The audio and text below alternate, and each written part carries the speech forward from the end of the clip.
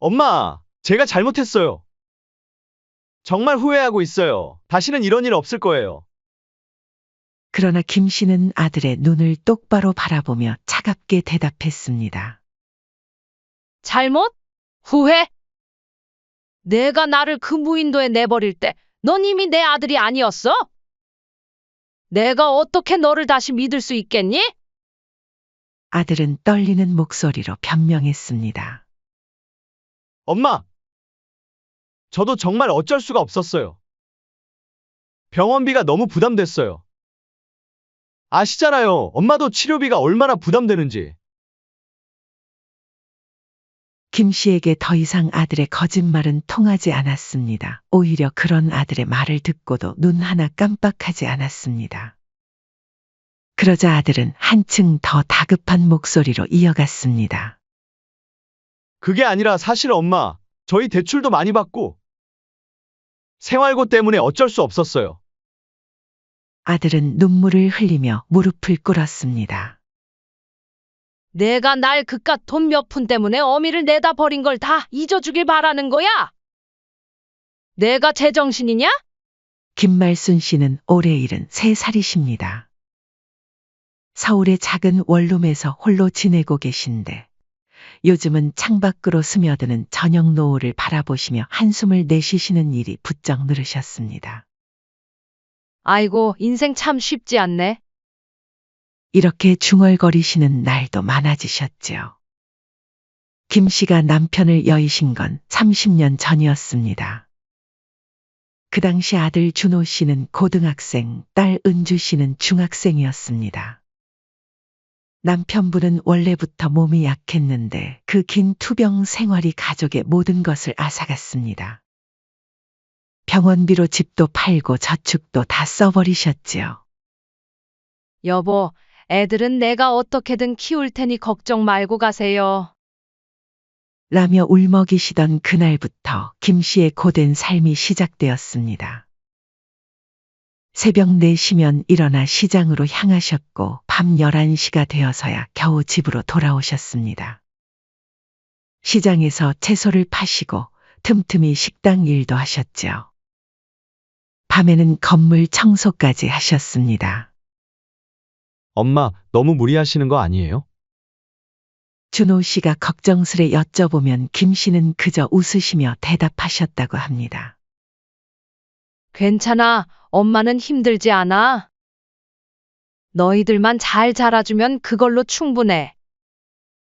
김 씨는 자식들을 위해서라면 무엇이든 하실 수 있으셨습니다. 작은 집이지만 아이들이 공부할 수 있는 공간만큼은 꼭 만들어주셨지요. 본인은 구석에서 웅크리고 주무시더라도 아이들의 책상만큼은 넉넉히 놓아두셨답니다. 시장에서 일하시다가도 아이들 간식거리는 꼭 챙기셨고 밤늦게 들어오셔서도 아이들 이불을 덮어주시는 걸 잊지 않으셨어요.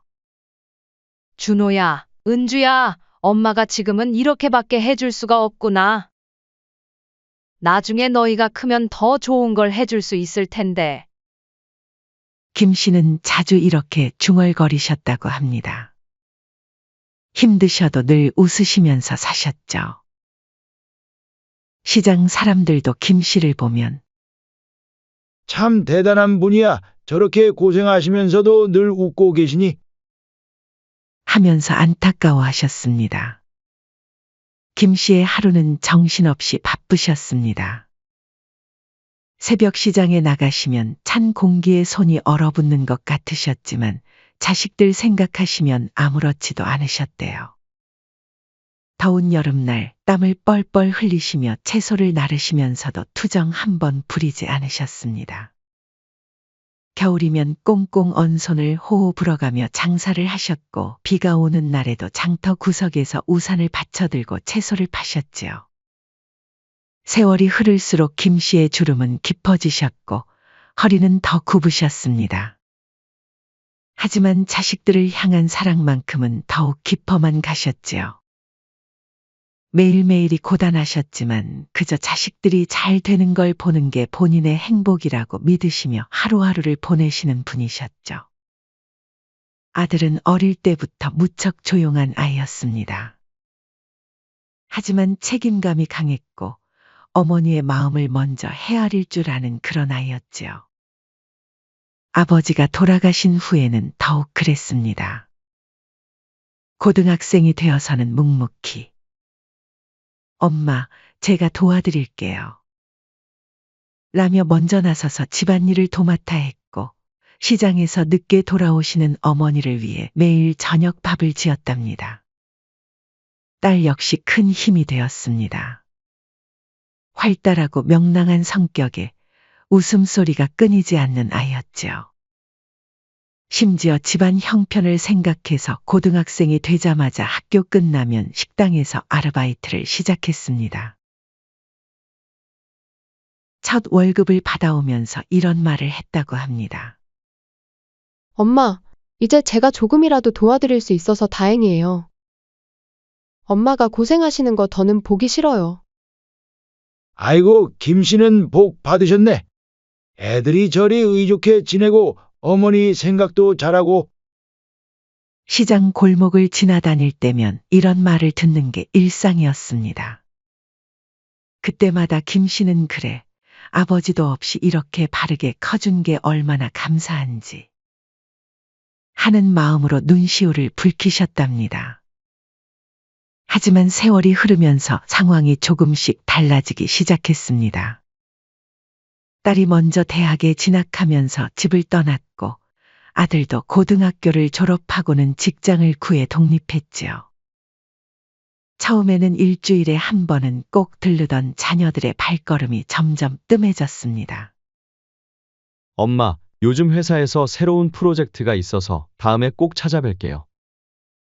시험 기간이라 이번 주말은 못 갈 것 같아요. 죄송해요, 엄마.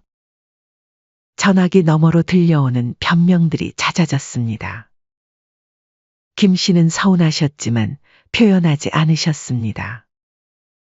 그저 그래, 너희 일이 우선이지.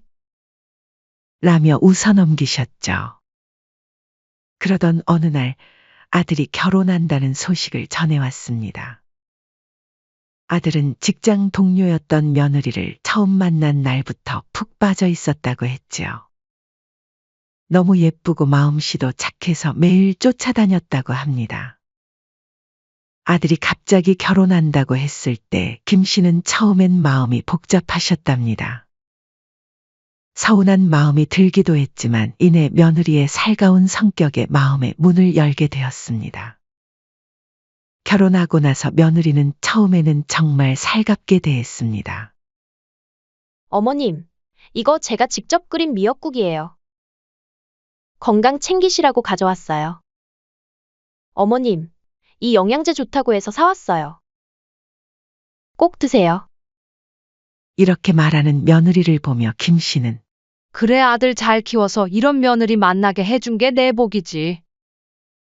하고 생각하셨답니다. 하지만 그것도 잠시였습니다. 김 씨에게 1억을 받아 아들 내외가 따로 집을 얻어 나가면서부터 며느리의 태도가 조금씩 변하기 시작했습니다. 처음엔 달달한 미소로 어머님 하며 반기던 목소리가 점점 퉁명스러워졌고 김 씨가 방문할 때면 이번 주는 좀 바빠서요. 아, 그리고 다음 주도요. 라는 말이 잦아졌습니다. 어머님, 미리 연락 좀 주시지 이렇게 갑자기 오시면 어떡해요. 어머님, 저희도 아직 신혼이라 둘만의 시간도 필요한데. 이런 말들이 계속되다 보니 김 씨는 며느리의 눈치를 보게 되었고 자연스레 발걸음이 점점 줄게 되었습니다. 특히 마음 아팠던 건 며느리가 김 씨를 다른 사람들 앞에서 창피해하는 모습이었습니다. 근처를 지나다 우연히 마주쳐도 며느리는 모른 척 지나가기 일쑤였고 전화도 점점 받지 않게 되었습니다. 예전에 그 다정다감하고 살가운 모습은 온데간데 없이 사라져버렸지요. 자신을 보자마자 황급히 피하는 며느리의 모습을 보실 때면 김 씨는 가슴 한구석이 무너져 내리는 듯 했습니다. 나도 저 나이 때는 시어머니 모시느라 얼마나 힘들었다고. 이해해줘야지. 이렇게 혼잣말을 하시면서도 김 씨는 점점 더 외로워지셨습니다. 텅 빈 집에서 혼자 드시는 저녁밥이 목에 걸리는 날이 많아지셨고, 자녀들 사진을 보며 한숨 쉬는 일도 잦아지셨지요. 예전에 그렇게 김 씨를 칭찬하던 이웃들도 달라진 상황을 눈치챘나 봅니다. 아이고, 김씨. 요즘 자제분들이 통 안 보이던데. 이런 걱정 어린 말들을 들을 때면 김 씨는 다들 바빠서 그래요. 요즘 젊은 사람들은 다 그렇죠 뭐. 라며 애써 웃으셨답니다. 명절이면 더욱 서글퍼지셨습니다. 예전에는 아들, 딸이 며칠 전부터 찾아와 음식 준비를 도왔는데, 이젠 엄마, 이번엔 처가에 가기로 했어요. 친구들이랑 여행 가기로 했는데 하는 핑계만 돌아왔지요. 날도 추운데 혼자 드시지 말고 우리 집에 와서 드세요. 옆집 할머니의 이런 따뜻한 말에 김 씨는 더욱 서러워지셨답니다. 예전에 그토록 효심 깊던 아들딸이 언제부터 이렇게 달라졌는지 김 씨는 도무지 알 수가 없었습니다. 밤이면 문득문득 옛 생각이 나셨답니다. 아들이 어머니 머리를 빗겨드리던 모습, 딸이 장난스레 어깨를 주물러주던 때. 그런 추억들이 떠오를 때면 김 씨는 이불 속에서 소리 없이 눈물을 훔치셨습니다. 하지만 그때까지만 해도 김 씨는 몰랐습니다. 이 서운함과 외로움이 앞으로 겪으실 더 큰 아픔의 시작일 뿐이라는 걸 말이죠. 요즘 들어 김 씨는 몸이 자주 피곤하고 기운이 없으셨습니다. 나이 탓인가 싶어 대수롭지 않게 여기셨는데 어느 날 시장에서 갑자기 어지러움을 느끼셨답니다. 주변 상인들의 부축을 받아 근처 병원에 가보니 단순 빈혈이라는 진단을 받으셨지요. 그날 병원 대기실에서 김 씨는 우연히 한 광경을 목격하셨습니다. 맞은편에 앉아 계신 할머니 곁으로 자녀들로 보이는 중년의 남녀가 번갈아 찾아와 살뜰히 챙기는 모습이었습니다. 자녀들의 다정한 목소리가 병원 대기실에 울려 퍼졌습니다. 그걸 보던 김 씨의 마음 한켠이 쓰려왔습니다. 옆자리에 다른 할머니가 한숨을 쉬며 말씀하셨지요. 우리 아들딸이 요즘 전화도 자주 하고 살갑게 구는 게 알고 보니 내가 큰 병에 걸렸다고 오해한 거였어. 검사 결과 별거 아니었는데도 얘들이 얼마나 걱정하던지. 매일 병원에 와서 살피고 약은 잘 먹었냐, 밥은 잘 먹었냐 물어보고. 그 말을 듣는 순간 김 씨의 머릿속에 번개가 치듯 한 생각이 스쳐 지나갔습니다. 자식들의 진심을 확인해 볼 수 있는 방법이 떠오른 것입니다. 처음에는 그런 생각을 한 자신이 부끄러웠지만 일주일 동안 잠도 제대로 못 주무시고 고민하시다가 김 씨는 마침내 결심을 하셨습니다.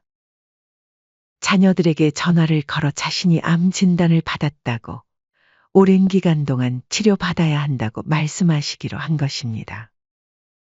받으시던 전화기가 덜덜 떨렸습니다. 죄책감에 목소리도 떨렸습니다. 아들아. 엄마가 요새 몸이 많이 안 좋아서 큰 병원에 갔다 왔는데 엄마, 무슨 일 있으세요? 갑자기 왜? 의사 선생님이 암이래. 항암 치료도 받아야 하고 장기간 치료를 받아야 할 것 같대. 전화기 너머로 들려오는 아들의 숨소리가 가빠졌습니다. 엄마, 지금 어디세요? 제가 당장 갈게요. 처음 한 달은 정말 따뜻했습니다. 오랜만에 자녀들의 관심과 사랑을 듬뿍 받으니 김 씨는 오히려 죄책감이 들 정도였습니다. 아들은 주말마다 찾아왔고 며느리도 살갑게 굴었으며 딸도 수시로 전화를 걸어 안부를 물었습니다. 하지만 그 따뜻함도 잠시였습니다. 시간이 흐르면서 자녀들의 태도가 미묘하게 바뀌기 시작했습니다. 어느 날 아들이 불쑥 던진 말에 김 씨는 가슴이 철렁 내려앉기도 했습니다. 엄마. 그런데 혹시 보험은 몇 개나 들어두신 거예요? 응, 갑자기 보험이라니? 암보험이라도 들어두신 거 있으세요? 치료비가 만만치 않을 텐데. 아들의 눈빛은 평소와 달랐습니다.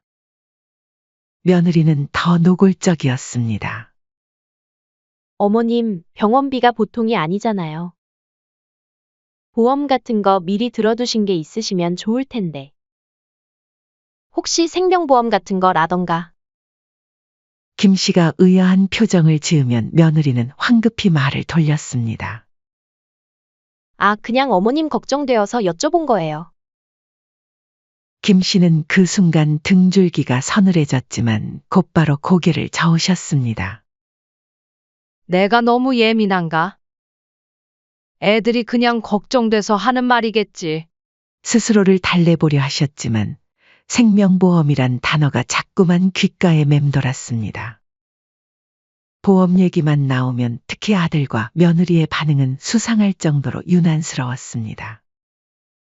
그럼에도 불구하고 김 씨는 자녀들과 며느리의 달라진 행동이 반가웠습니다. 며느리는 매일 아침 전화를 걸어 식사를 챙겼고 주말이면 직접 반찬을 해다 날랐습니다. 아들도 퇴근길에 들러 매일같이 얼굴을 비쳤습니다. 어머니 방에 냄새가 난다며 공기청정기도 사다 놓고 침대도 바꿔주겠다고 했지요. 김 씨는 이런 관심이 너무나 행복했습니다. 우리 애들이 이렇게 철이 들었나? 엄마가 아프다니까 이제야 내 소중함을 알았나 보다. 특히 며느리의 변화가 컸습니다.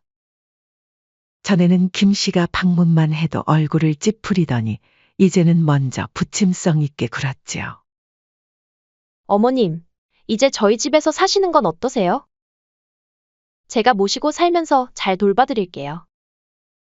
이런 며느리의 태도에 김 씨는 감동했습니다. 동네 사람들에게 자랑까지 할 정도였지요. 그러던 어느 날 아들 내외가 예고도 없이 찾아왔습니다. 며느리 손에는 도시락통이 들려 있었고 아들은 평소보다 더 환한 미소를 짓고 있었습니다.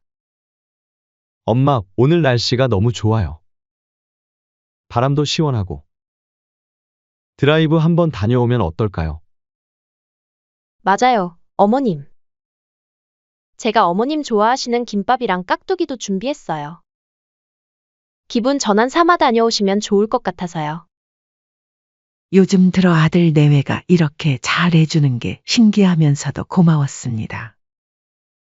암이라는 거짓말을 한 뒤로 자녀들이 부쩍 자신을 챙기는 게 눈에 띄게 달라졌거든요. 그래서 이번에도 김 씨는 흔쾌히 그들의 제안을 받아들였습니다.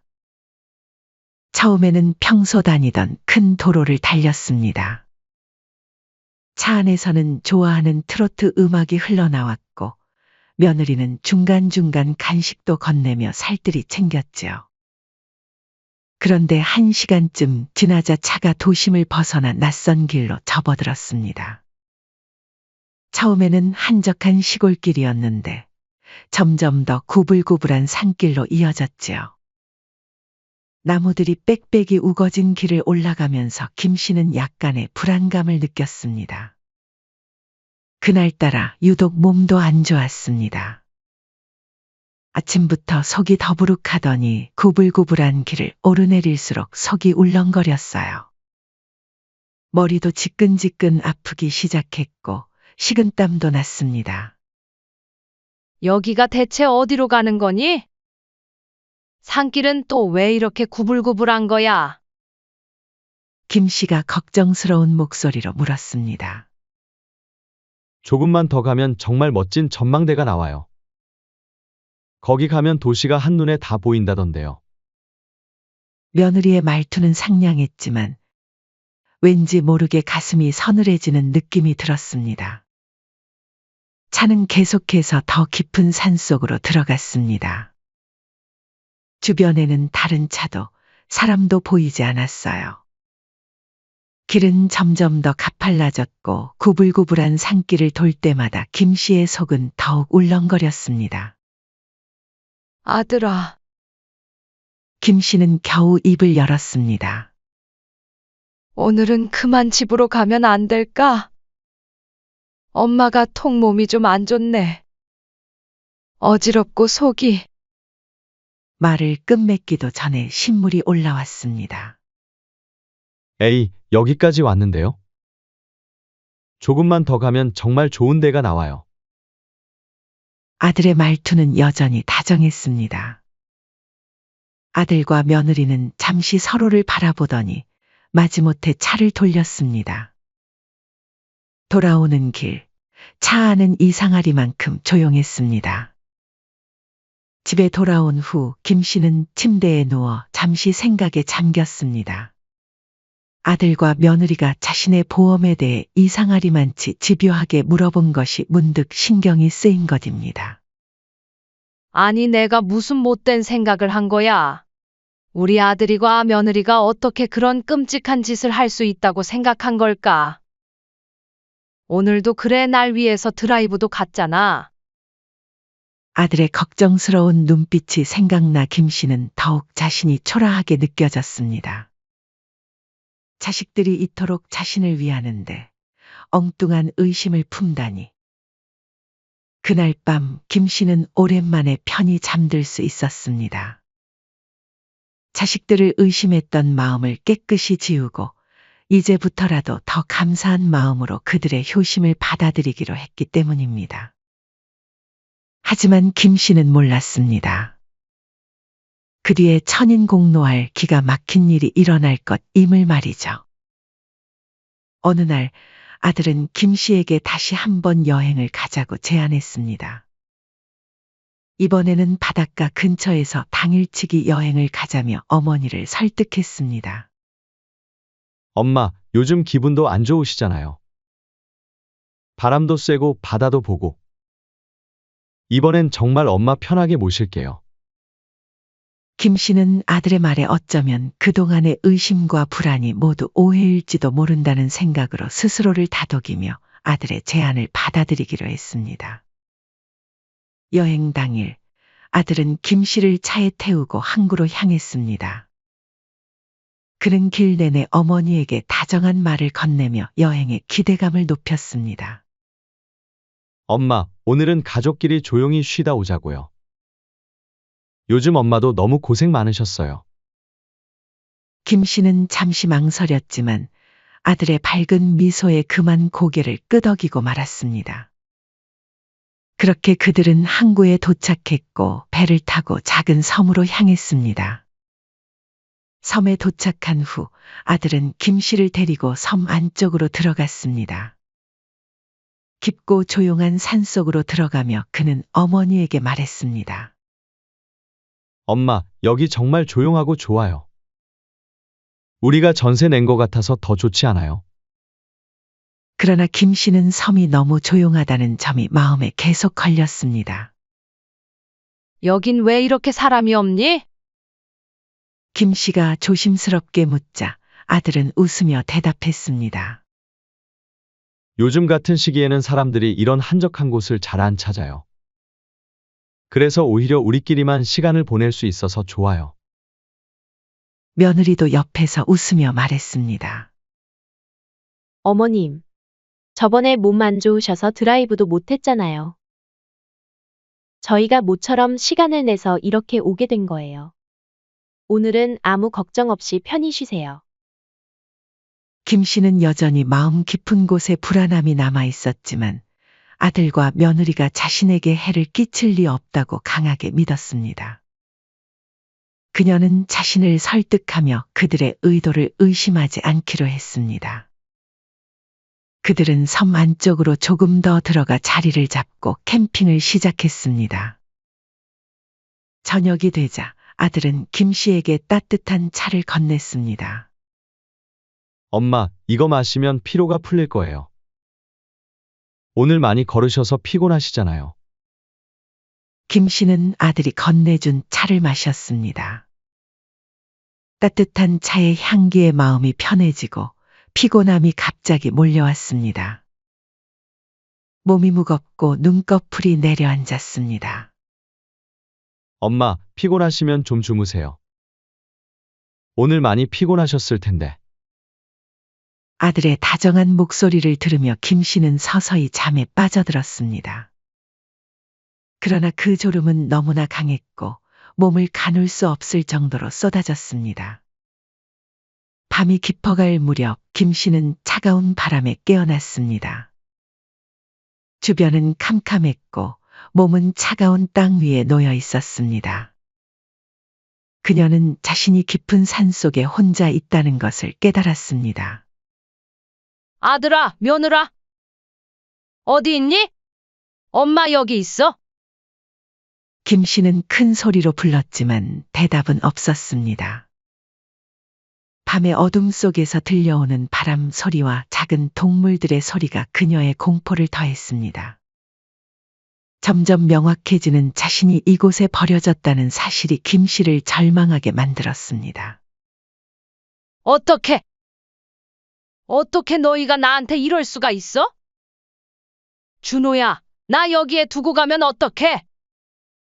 그 순간 아들과 며느리가 자꾸만 보험금 얘기를 꺼냈던 기억이 떠올랐습니다. 그때는 의심을 애써 무시했지만 오늘 이 순간 모든 의심은 확신이 되어 김 씨의 가슴을 짓눌렀습니다. 며느리 역시 김 씨를 좋은 말로 안심시켰지만 그 안에 담긴 진짜 뜻은 병든 김 씨의 생명보험금까지 노린 음흉한 속내를 감추고 있었던 것입니다. 내 자식이 날 버리다니. 사실일 리 없어. 김 씨는 무너지는 마음을 느끼며 눈물을 흘렸습니다. 이제 와서야 김 씨는 아들과 며느리가 자신에게 다정하게 했던 모든 순간들이 얼마나 부자연스럽고 얼마나 계획적이었는지를 하나하나 떠올렸습니다. 그래, 애들이 원한 건 내 보험금이었어. 김 씨는 절망적인 기분에 사로잡혀 흐느끼듯 중얼거렸습니다. 김 씨가 아들과 며느리의 말을 의심하면서도 그들의 미소를 믿고 싶어 했던 지난 시간들이 이제는 후회로 다가왔습니다. 대체 내가 뭘 잘못했기에 이렇게까지 버림받아야 하는 걸까? 김 씨는 자신의 삶을 되돌아보며 자식들에게 최선을 다해 살아온 지난 세월을 생각했습니다. 모든 희생과 헌신에도 불구하고 돌아온 것은 이 잔인한 현실뿐이라는 사실이 김 씨를 더욱 슬프게 만들었습니다. 살아야 해. 살아남아서 이 썩을 놈의 자식들을 만나야 해. 김 씨는 어떻게든 이곳에서 빠져나가야 한다는 생각에 비틀거리며 일어나 산길을 따라 걷기 시작했습니다. 그러나 방향을 알 수 없는 깊은 산 속에서 길을 찾는 것은 쉬운 일이 아니었습니다. 그녀는 지갑도 핸드폰도 없는 상태였습니다. 모든 것을 차에 두고 내렸다는 사실이 떠오르자 더 큰 불안감에 사로잡혔습니다. 하지만 김 씨는 이를 악물고 일어섰습니다. 반드시 살아남아 자식과 며느리에게 복수하겠다는 일념 하나로 외로운 산속에 밤을 헤쳐나가기 시작했습니다. 김 씨는 깊은 산속에서 깨어난 후 어디로 가야 할지 몰라 비틀거리며 길을 찾기 시작했습니다. 온몸은 상처투성이었고 추위와 공포 속에서 혼자 길을 헤매던 그녀는 정신과 체력이 한계에 다다랐습니다. 그때 멀리서 불빛이 보였고 김 씨는 그것이 사람의 불빛이라는 것을 깨닫고 가까스로 그곳으로 다가갔습니다. 불빛이 있는 곳에는 한 부부가 캠핑을 하고 있었습니다. 그들은 김 씨가 상처투성이로 비틀거리며 다가오는 모습을 보고 깜짝 놀라며 급히 그녀를 도왔습니다. 어머, 저기요. 괜찮으세요? 부부 중 아내가 다급하게 물었습니다. 남편도 부축하며 그녀를 챙기기 시작했습니다. 김 씨는 도저히 참을 수 없다는 듯 울음을 터뜨리며 자신이 겪은 일을 이야기하기 시작했습니다. 자식들이 자신을 데려와 이곳에 두고 떠나버렸다고 말하자 부부는 큰 충격을 받았습니다. 여기 무인도예요. 이곳은 배편이 따로 없어서 예약하고 배를 구해야만 올 수 있는 곳인데. 남편이 놀란 표정으로 말했습니다. 아내도 깜짝 놀라며 덧붙였습니다. 그럼 자녀분들이 돌아오지 못하게 일부러 무인도까지 데려와서 어머님을 버리고 간 거예요. 어떻게 그런 일이? 그 말에 김 씨는 그제서야 상황의 심각성을 깨달았습니다. 아들과 며느리는 생각보다 본격적으로 계획하여 병든 자신을 일부러 인적이 없는 섬에 버리려 했다는 사실이 분명해졌습니다. 만약 오늘 운 좋게 이 부부를 만나지 못했더라면 꼼짝없이 갇혀 큰 봉변을 당할 뻔했습니다. 부부는 이내 분노를 감추지 못했습니다. 돈 때문에 부모를 버리다니. 자식이 어떻게 이런 잔인한 짓을 할 수가 있죠? 짐승만도 못한 놈들. 남편의 얼굴에는 분노가 가득했습니다. 아내 역시 참담한 표정으로 김 씨에게 말했습니다.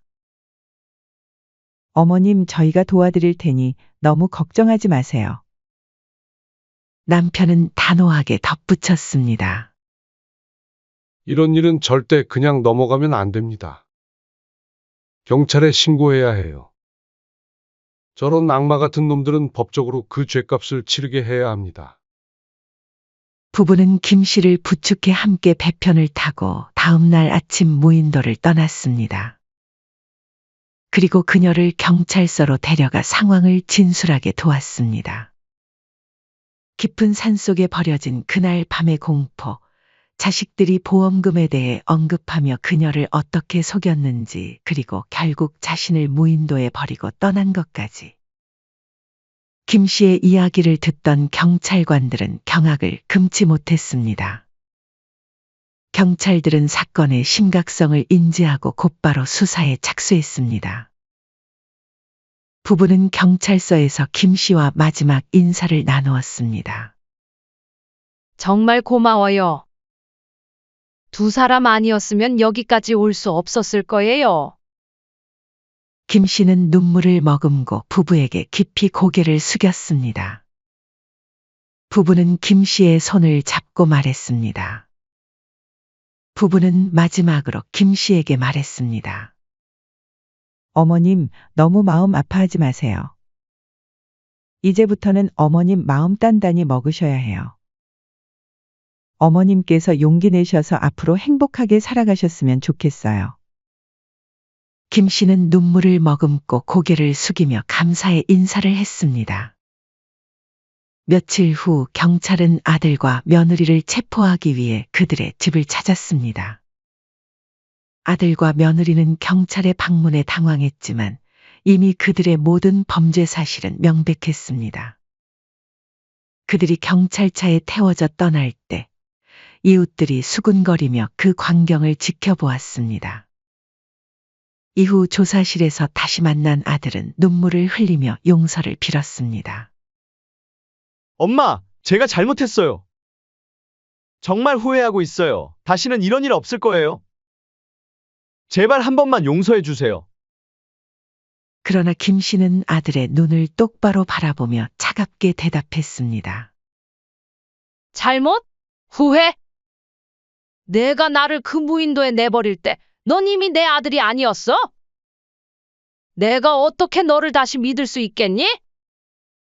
아들은 떨리는 목소리로 변명했습니다. 엄마, 저도 정말 어쩔 수가 없었어요. 병원비가 너무 부담됐어요. 아시잖아요. 엄마도 암치료비가 얼마나 부담되는지. 김 씨에게 더 이상 아들의 거짓말은 통하지 않았습니다. 오히려 그런 아들의 말을 듣고도 눈 하나 깜빡하지 않았습니다. 그러자 아들은 한층 더 다급한 목소리로 이어갔습니다. 그게 아니라 사실 엄마, 저희 대출도 많이 받고 경제적으로 너무 어려웠어요. 정말 생활고 때문에 어쩔 수 없었어요. 저희 계속 빚에 시달리고 있었고, 그래서 잘못된 선택을 한 것 같아요. 아들은 눈물을 흘리며 무릎을 꿇었습니다. 내가 날 그깟 돈 몇 푼 때문에 어미를 내다 버린 걸 다 잊어주길 바라는 거야?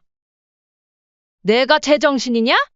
김 씨의 목소리에는 깊은 슬픔과 배신감이 배어 있었고, 준호는 그저 고개를 떨굴 뿐 더 이상 아무 말도 할 수 없었습니다. 며느리 역시 눈물을 흘리며 용서를 구했지만 김 씨는 며느리에게도 분노를 터뜨렸습니다.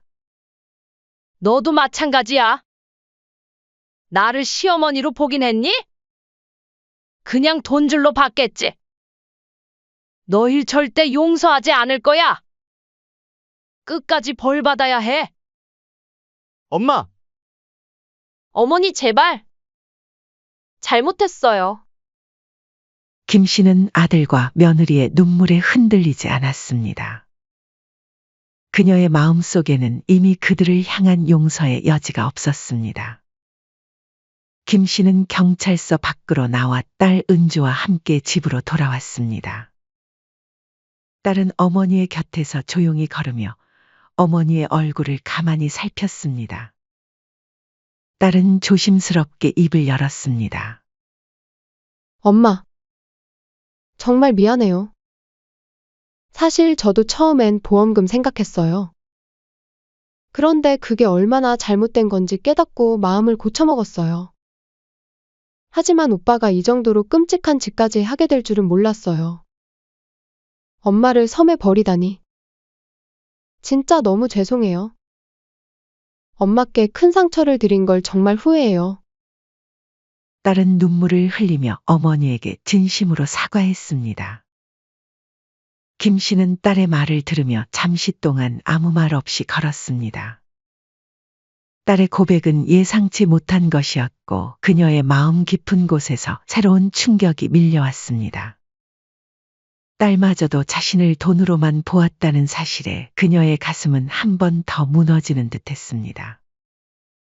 김 씨는 입술을 꽉 깨물며 눈물을 참으려 했지만 결국 눈가가 젖어갔습니다. 그녀는 조용히 말했다.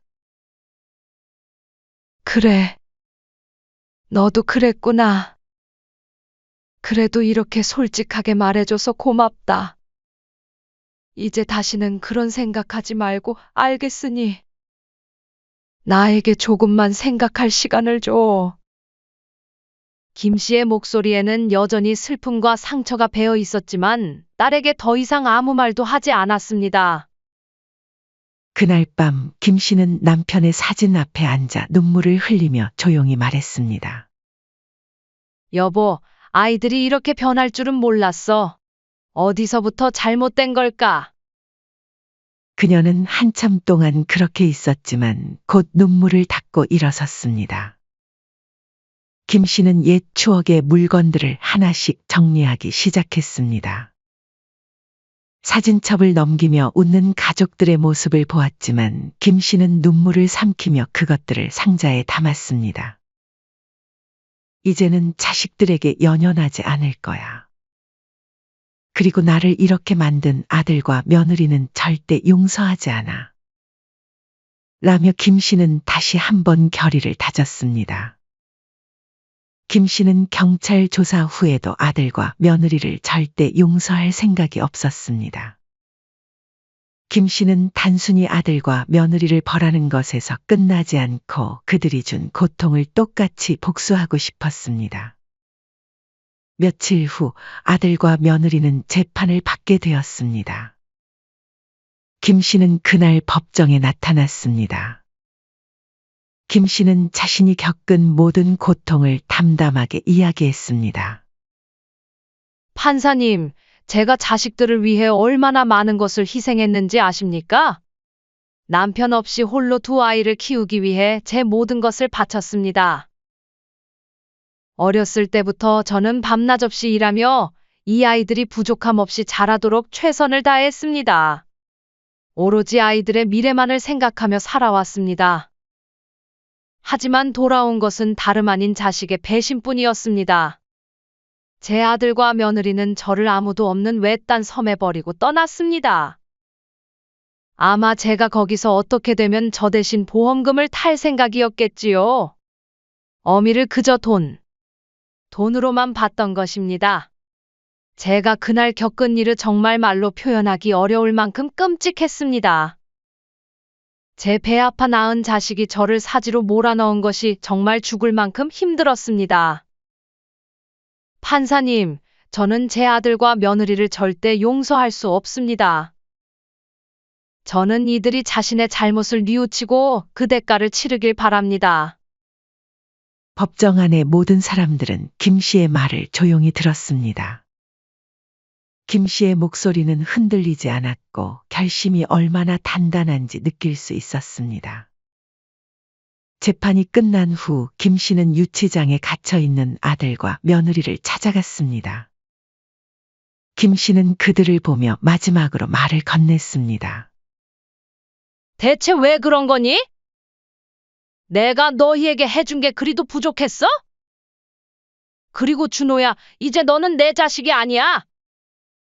그날 내가 나를 버린 것처럼 나도 널 버릴 거야. 이게 내가 부모로서 하는 복수란다. 너희 둘 다 이제라도 감옥 가서 꼭 반성하며 살렴. 그 말에 아들과 며느리는 고개를 숙이고 끝내 아무 말도 하지 못했습니다. 그날 이후 김 씨는 자식들과의 관계에서 완전히 벗어나기로 결심했습니다. 김 씨는 새로 얻은 작은 빌라에서 새로운 삶을 시작했습니다. 과거의 상처를 덮고 오직 자신을 위해 시간을 보내며 살기로 다짐했습니다. 김 씨는 더 이상 아들과 며느리에게 휘둘리지 않을 것이었고 자신만을 위해 살기로 결심했습니다. 이후에 딸은 꾸준히 김 씨에게 연락을 시도했습니다. 처음에는 김 씨가 전화를 받지 않았지만 딸의 진심 어린 목소리를 계속 들으며 김 씨의 마음이 조금씩 풀리기 시작했습니다. 딸은 눈물을 흘리며 사과했습니다. 어머니에게 진심으로 용서를 빌고 싶다고 말했습니다. 김 씨는 처음에는 딸에게 역시 차갑게 대했지만 자식이기는 부모 없다고 딸의 간절한 태도에 결국 마음을 열기로 했습니다. 결국 김 씨는 딸과 화해했고 딸과 자주 연락하며 지내게 되었습니다. 두 사람은 함께 시간을 보내며 조금씩 상처를 치유해 나갔습니다. 김 씨는 여전히 과거의 상처를 모두 잊을 수는 없었지만 딸과의 관계는 점차 나아지고 있었죠. 한편 아들과 며느리는 감옥에서 매우 힘든 시간을 보내고 있었습니다. 처음에는 김 씨에게 용서를 바랐지만 김 씨가 완강하게 거절한 후 그들은 완전히 희망을 잃었습니다. 김 씨는 법적으로 아들과 며느리에 대한 접근 금지 명령을 신청했습니다. 법원은 김 씨의 요청을 받아들였고 아들과 며느리는 김 씨에게 100m 이내로 다가갈 수 없게 되었습니다. 또한 김 씨는 아들과 며느리가 출소 후에도 자신에게 연락하거나 찾아오지 못하도록 법적인 조치를 강화했습니다. 그들이 감옥에서 나온 후에도 김 씨에게 접근하는 것은 법적으로 금지되었습니다. 주변 사람들도 이 소식을 듣고 아들과 며느리를 비난했습니다. 아들과 며느리는 사회에서 완전히 외면당했고 직장도 잃게 되었습니다. 한때 그렇게 원했던 엄마의 사망보험금도 이제는 아무런 의미가 없어졌습니다. 그러던 어느 날 김 씨는 집 앞에서 한 통의 편지를 발견했습니다. 발신자는 없었지만 편지 봉투를 열어보니 그 안에는 엄마, 우리에게 한 번만 더 기회를 주세요. 라는 짧은 문장이 적혀 있었습니다. 김 씨는 그 글을 한참 동안 바라보다가 조용히 편지를 접어 옆에 두었습니다. 김 씨는 깊은 한숨을 내쉬며 창밖을 바라보았습니다. 김 씨는 다시 아들과 며느리에게 기회를 줄 것인지 아니면 끝까지 자신의 길을 갈 것인지 고민했습니다. 그날 김 씨는 변호사와 상담을 했습니다. 변호사는 다음 재판에서 김 씨가 선처를 한다면 아들과 며느리가 감형을 받을 수도 있고 잘하면 집행유예로 풀려날 수도 있다고 설명했습니다. 이 말을 듣고 김 씨는 큰 혼란에 빠졌습니다. 아들과 며느리를 용서하지 않겠다는 마음과 딸과의 화해로 생겨난 엄마로서의 복잡한 감정 사이에서 갈등했습니다. 이후에 사돈 어른은 수척해진 얼굴로 죄인처럼 김 씨 앞에 무릎을 꿇고 눈물을 흘리며 간절히 용서를 빌었습니다. 사돈, 제발 한 번만 용서해 주세요. 그래도 자식 가진 부모 마음으로 딸이 옥살이를 하면 가슴이 얼마나 무너지겠습니까? 그리고 엄마 없이 클 불쌍한 손주놈도 생각해서 제발 너그러이 용서해 주세요. 사돈의 목소리에는 절박함이 담겨 있었습니다. 한편 이웃들은 조심스럽게 김 씨에게 의견을 내기 시작했습니다. 그래도 자식인데 한 번쯤 기회를 주는 게 어떠세요? 그러나 딸은 그 말을 듣고 노발대발하며 단호히 반대했습니다. 절대 안 돼요. 엄마! 오빠가 한 짓을 생각해 보세요. 선처는커녕 더 엄격하게 벌받아야 마땅해요. 그날 밤 혼자 집에 앉아 김 씨는 깊은 고민에 휩싸였습니다. 나도 잘한 게 없지 않았나? 자식들에게 거짓말로 암이라고 속였지. 아무리 그래도 내가 부모로서 그런 거짓말을 한 게 잘한 일은 아니었어. 김 씨는 자신의 행동을 떠올리며 마음속 깊은 곳에서 묘한 죄책감이 스며드는 걸 느꼈습니다. 아무리 그래도 김 씨는 자신을 버린 아들과 며느리에게 기회를 줄 수 있을지 확신이 없었습니다. 하지만 부모와 자식은 하늘이 맺어준 인연인데 이런 관계를 어떻게 쉽게 끊을 수 있을까? 김 씨는 고개를 떨구며 깊이 생각했습니다. 여러분이라면 어떻게 하시겠어요? 제가 아들과 며느리를 위해 선처를 해줘야 할까요? 남 부끄러운 이야기인 걸 알지만 여러분의 의견이 궁금해서 이렇게 제 이야기를 보내봅니다. 과연 김 씨는 어떤 선택을 하게 될까요? 아직까지도 깊이 고민하고 있는 상태라고 합니다. 댓글로 의견 남겨주시면 사연자 김말숙 씨에게 큰 도움이 될 것 같습니다. 사연은 여기까지입니다. 시청해 주셔서 감사합니다.